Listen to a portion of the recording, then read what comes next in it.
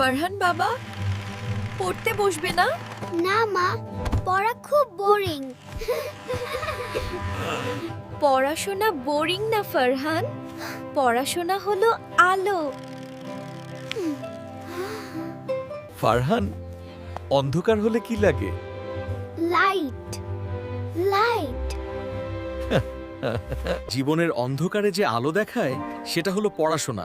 আর আল্লাহ প্রথম কি বলেছেন? ইকরা। ইকরা মানে পড়ো।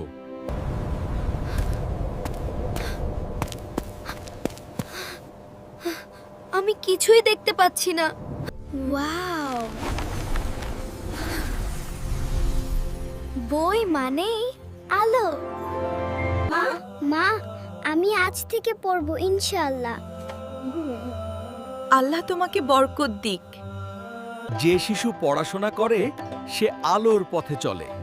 আমি পড়বো, তুমিও পড়বে ইনশাআল্লাহ।